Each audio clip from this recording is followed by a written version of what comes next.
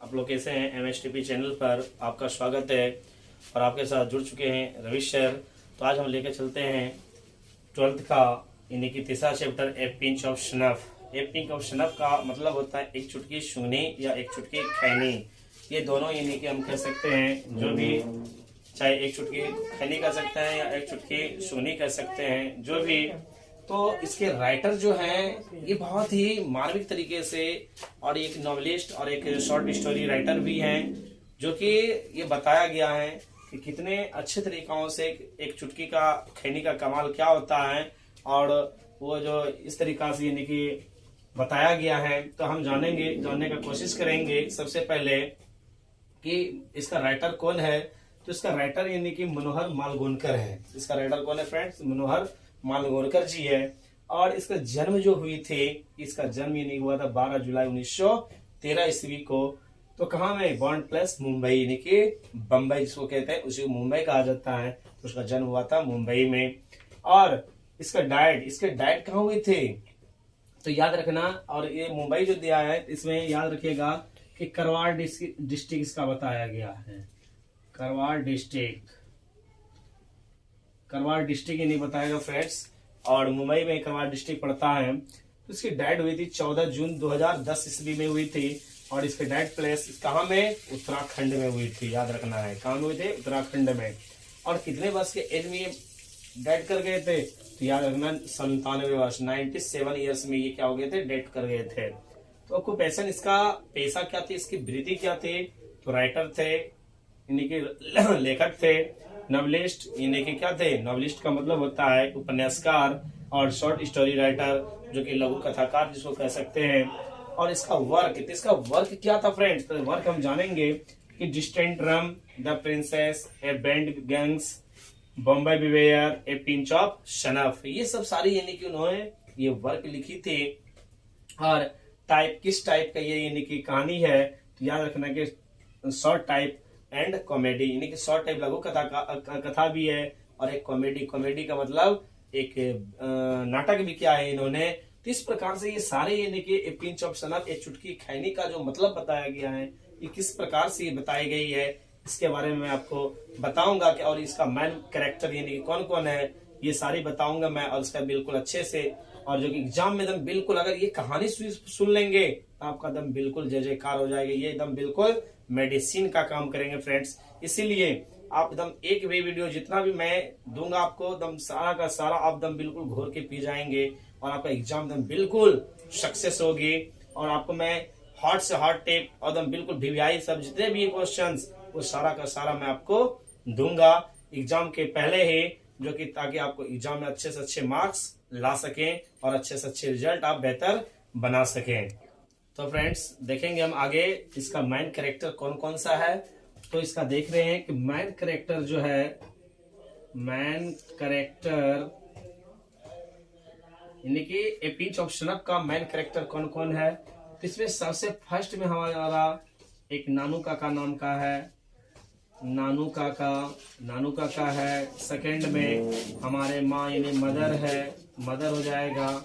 और तीसरा जो हमारा है, तीसरा यानी खुद एक मनोहर मालगोनकर है, मनोहर मालगोनकर जी है। ये तीनों यानी कि क्या है, इसका मेन कैरेक्टर्स है। तो तीनों मेन कैरेक्टर जो हमारा आ जाता है यानी कि कौन? नानू काका, और एक मदर है इसकी लेखक की माँ, और एक मनोहर मालगोनकर, ये खुद यानी कि स्वयं एक लेखक है। तो ये बताया गया एक चुटकी के बारे में कि एक चुटकी क्या है। तो सबसे पहले मनोहर मालगोनकर ने जो वर्णन किया है इस पार्ट में, इस चैप्टर में, तो ये सबसे पहले नानू काका का वर्णन किया गया है। तो नानू काका जो है वो एक, उसका उद्देश्य होता है, उसका पर्पस होता है एक मंत्री को देखने का। तो मंत्री के देखने का जो पर्पस इसका होता है फ्रेंड्स, कि नानू काका को की माँ जो होती है, नानू काका जो है आते हैं यानी कि राइटर के घर, यानी कि जो कि ये उसकी माँ जो है उसका भाई लगता है, यानी कि हमारा मनोहर मालगोनकर जो है इसका मैटरनल अंकल हो गया, यानी कि इसका मामा हो गया। तो मनोहर मालगोनकर के माँ को पता चलता है कि वो हमारे नानू काका आ रहे हैं किसी मंत्री को देखने के लिए। तो ये मनोहर मालगोनकर सोचते हैं क्यों फालतू के यहाँ आ रहे हैं, क्यों टाइम को वेस्ट करने आ रहे हैं, किस लिए। तो ये हमारा इस प्रकार से ये वर्णन करता है, जो कि टाइम बर्बाद करने के लिए, फालतू खाते हैं, बेतुकेपन करने के लिए आ रहे हैं। तो ये हमारे मनोहर मालगोनकर जो होते हैं, ये मनोहर मालगोनकर यानी कि वही काम करता है। लेकिन और अंतिम में जब पता चल जाता है कि नानू काका यानी कि आ रहे हैं मेरे घर लेखक को, तो अपनी माँ को कहती है कि मना करने के लिए, लेकिन उसकी माँ कहती है कि नहीं, वो जो है क्या है, वो यानी कि यात्रा प्रारंभ कर चुके होंगे, अब उसको कहने से वो रुक नहीं पाएंगे, तब तक वो आ पहुंचेंगे। तो आ जाते हैं और अंतिम में यानी क्या होता है कि मनोहर मालगोनकर को अपना बेड यानी कि छोड़ना पड़ जाता है। तो मंत्री के ख्वाब से देखने के लिए आते हैं, और मंत्री को ख्वाब से देखने के कारण यानी क्या होती है, ये सारा यानी कि हर चीज को देखते हुए, पूरा का पूरा यानी कि करते हुए, फिर भी यानी कि नानू काका यानी कि उसके घर आ जाते हैं। और घर आने के बाद वो मंत्री को देखने का ख्वाब रखते हैं, मंत्री से भेंट करने के लिए। लेकिन नानू काका जो होते हैं वो असफल हो जाते हैं, ये सफल नहीं हो पाते हैं और वो असफल हो जाते हैं, जिसके कारण से क्या होती है कि मनोहर मालगोनकर को उसके साथ जाना पड़ता है, और मनोहर मालगोनकर ही उसके साथ में जाता भी है। और जाने के क्रम में क्या होता है कि ये एक हेरिडेटरी के रूप में, एक पंडित के रूप में जाता है। और सबसे पहले मंत्री का, जो कि मंत्री का घर जाता है, तो मंत्री के घर में सब पूरा इसका एड्रेस लिखवाया जाता है, क्या है नहीं है, कहाँ से आए हैं, सारा का सारा डिटेल्स दी जाती है। और डिटेल्स देने के बाद 1-2 दिन का मोहलत दिया जाता है, और उसको रहने के लिए वहीं दिया जाता है, जो कि उसके साथ में हमारे लेखक महोदय मनोहर मालगोनकर भी नानू काका के साथ में रहते हैं। लेकिन मनोहर मालगोनकर सोचते हैं कि अगर तुम्हारे इसके बारे में अगर सच्चाई अगर सही पता चल जाए कि ये क्या है, तो उस वक्त क्या होगा। और ये हमारे मनोहर मालगोनकर जी जो थे, वो यानी कि डरे रहते थे कि क्या होगी अगर वो अगर सच में अगर पकड़ा जाए तो क्या होगी। तो अब उन्होंने क्या किया, तब वहां पर दीवार, तो फिर उन्होंने सोचा कि क्या किया जाए। तो नानू काका ने क्या किया, एक डिब्बी निकाला, किसका, सनफ का, यानी कि खैनी का। और जैसे ही खैनी निकालता है और एक चुटकी यानी कि उससे खैनी लेकर के, और जब मस्ती से खा लेते हैं, और खाने के बाद उसका दिमाग काम करना शुरू कर जाता है। इसलिए फ्रेंड्स, जो खैनी खाने वाले लोग हैं, जो स्टूडेंट्स हैं, वो खैनी को छोड़े नहीं, छोड़े तभी जब कोई यानी कि एक अपने अच्छे हासिल, कोई भी एक पद को हासिल कर लें, तभी उस खैनी को खाना छोड़ें। अन्यथा खैनी खाना एक बुरा भी है और एक तरह से सही भी है, क्योंकि खैनी खाने से इन्हें क्या होता है, दिमाग फ्रेश होता है, दिमाग तेज होता है।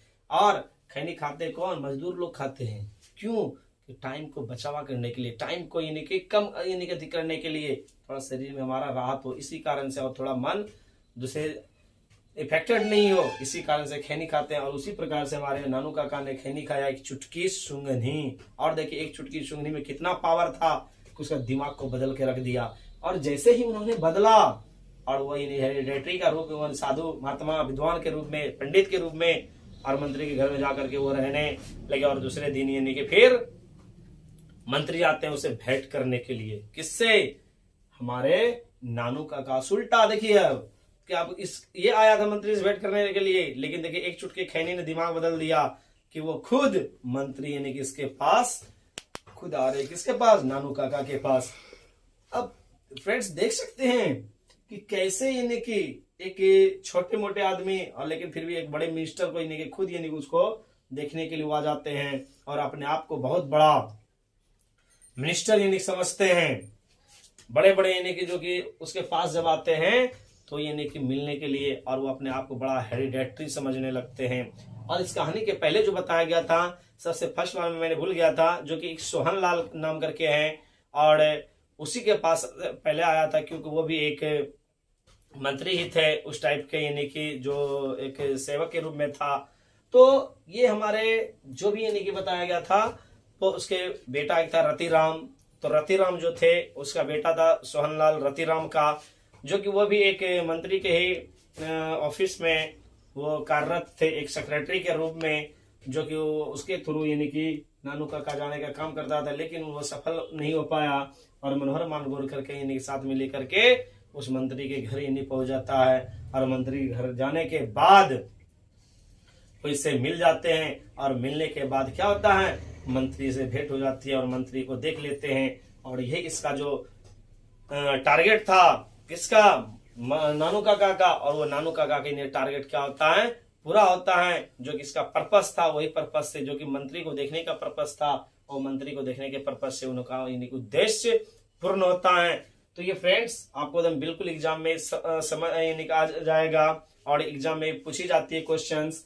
और जितने भी मैंने आपको ये इसके बारे में बताया एकदम बिल्कुल सटीक से आप समझ सकते हैं और जान सकते हैं। तो फ्रेंड्स आपको ये वीडियो कैसी लगी कमेंट बॉक्स में जरूर बताएंगे, और लाइक एंड सब्सक्राइब जरूर करेंगे। Thank you, best of luck.